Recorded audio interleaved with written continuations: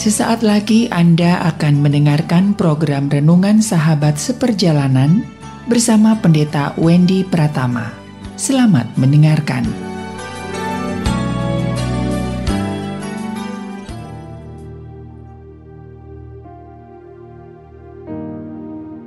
Selamat berjumpa kembali dalam layanan audio Sahabat Seperjalanan. Hari ini adalah hari Jumat 13 Januari 2023. Tema renungan saat teduh kita dengan judul Jangan Dengarkan Dia. Jangan dengarkan dia. Firman Tuhan terambil dalam Ulangan pasal 13 ayat yang ke-8. Maka janganlah engkau mengalah kepadanya, dan janganlah mendengarkan dia. Janganlah engkau merasa sayang kepadanya. Janganlah mengasihani dia, dan janganlah menutupi salahnya. Mari kita berdoa. Bapa yang di dalam surga, kami belajar di dalam kitab Perjanjian Lama banyak hal yang cukup keras. Bagaimana Tuhan memerintahkan untuk menutup hati, pikiran, dan hidup kepada semua hal yang buruk. Ialah kami boleh belajar tentang perkara ini. Dalam nama Tuhan Yesus kami berdoa. Amin. Shalom sahabat seperjalanan yang dikasihi Tuhan. Jangan dengarkan dia. Ayat ke-8 dikatakan, jangan mengalah kepada dia. Jangan sayang kepadanya, jangan mengasihani dia, dan janganlah menutupi salahnya. Sewaktu kalimat ini hanya berdiri sendiri, mungkin sahabat seperjalanan terkaget-kaget. Bukankah kita diajarkan untuk mengalah, mengampuni? Bukankah diajar kita untuk punya telinga yang terbuka untuk mendengar? Bukankah kita diajarkan untuk belajar mengasihani? Namun mengapa ayat ini berkata yang berbeda? Sahabat seperjalanan, Ulangan pasal 13 dan ayat ke-12. Di sini berbicara Lembaga Alkitab Indonesia memberikan sebuah tema pada perikop ini, peringatan terhadap penyembahan berhala dan ibadah yang sesat dan juga nabi-nabi palsu. Dalam konteks ini, sahabat seperjalanan akan memahami mengapa ayat ini berbunyi seperti demikian. Maka janganlah engkau mengalah kepadanya, dan janganlah mendengarkan dia. Janganlah engkau merasa sayang kepadanya, janganlah mengasihaninya dia, dan janganlah menutupi salahnya. Karena perikop ini berbicara tentang peringatan terhadap penyembahan berhala dan ibadah yang sesat. Perikop ini berbicara apa itu penyembahan berhala, apa itu kesesatan.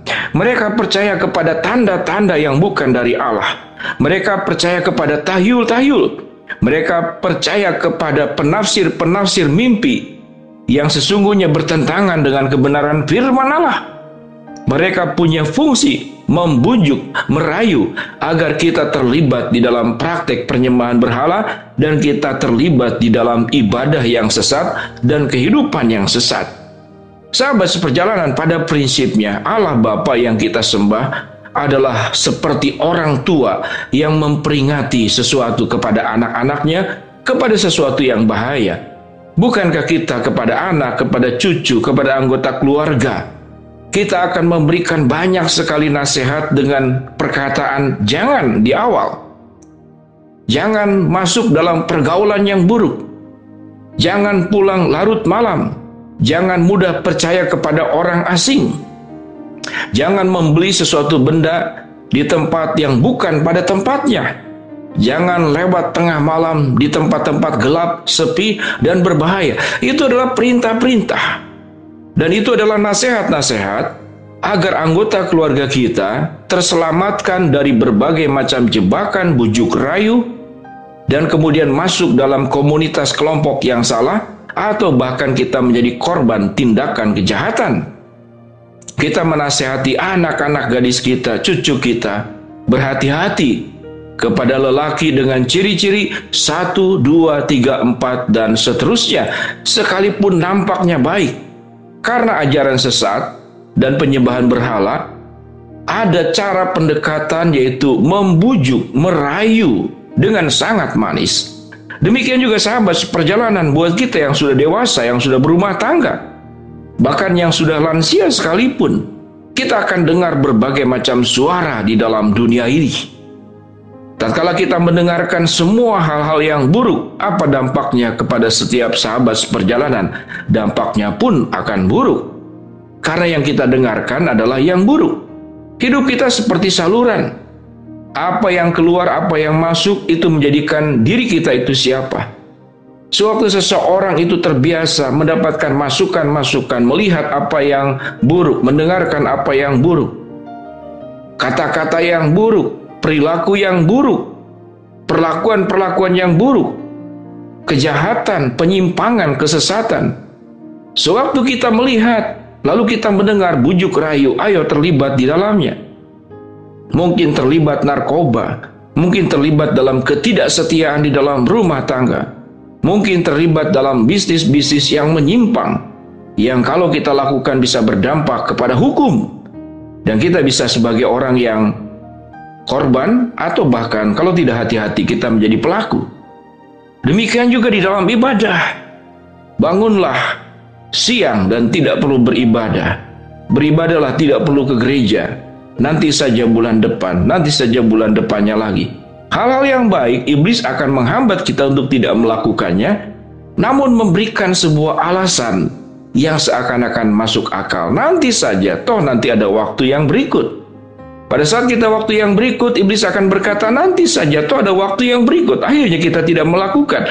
Itulah strategi dan bujuk rayu untuk menyesatkan kehidupan sahabat seperjalanan, juga termasuk anggota-anggota keluarga kita dan orang-orang yang kita cintai. Sahabat seperjalanan, kerohanian itu berbicara tentang seni mendengar.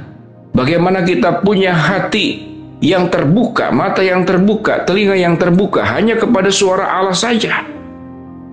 Di dalam firman Tuhan kita banyak sekali mendapatkan ayat-ayat firman Tuhan. Dikatakan firman Tuhan berkata, dengarkanlah suara Tuhan, dengarkanlah perintah Tuhan. Taatilah, ikutilah. Jangan menyimpang ke kiri dan ke kanan. Maka itu yang kita harus dengarkan. Sewaktu kita salah mendengar, maka kita akan salah punya berpikir, salah di dalam rasa. Kita salah mengambil keputusan, pada akhirnya kita salah jalan dan kita tersesat. Sahabat seperjalanan, mari kita melindungi diri kita masing-masing sahabat seperjalanan tanpa mengenal usia. Siapapun juga bisa jatuh ke dalam kesesatan dalam berbagai macam bentuk yang mungkin saat ini kita tidak mengalami seperti orang Israel yang penyembahan berhalanya dalam bentuk patung, dalam bentuk yang lain-lain. Tapi kesesatan dan kita untuk menyimpang, tidak menyembah Allah, namun menyembah ilah, itu akan terus dilakukan, dikerjakan dengan sangat rajin dan dengan sangat masif oleh kuasa kegelapan, oleh iblis, oleh setan, oleh Beelzebul, oleh Lucifer, oleh bintang timur fajar yang jatuh dan dipecahkan oleh Allah seperti catatan dalam kitab Yesaya. Marilah sahabat seperjalanan kita berani berkata, aku tidak akan mendengarkan dia. Dia di sini siapa? Semua unsur yang membuat hidup kita akan jauh dari Tuhan. Biarlah kita mendengarkan dia. Dia yang mana? Dia dalam huruf besar yaitu Allah. Dan jangan dengarkan dia. Dia yang mana? Segala hal yang buruk di dalam bentuk apapun kita tolak di dalam nama Tuhan Yesus, agar hidup kita terselamatkan, anggota keluarga kita terselamatkan, dan masa depan kita pun terselamatkan. Mari kita berdoa. Bapa yang di dalam surga, biarlah kami punya telinga, kami punya mata. Kami hanya terbuka kepada semua yang baik yang sesuai dengan kehendak Allah.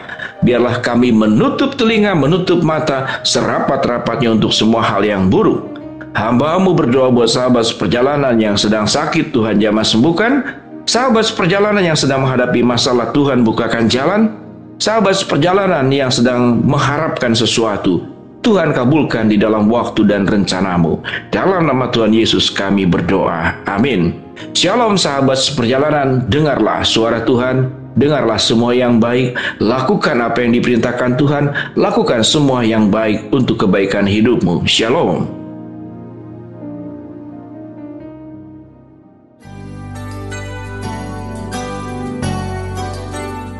Anda baru saja mendengarkan program Renungan Sahabat Seperjalanan bersama Pendeta Wendy Pratama. Terima kasih atas perhatian Anda. Tuhan Yesus memberkati.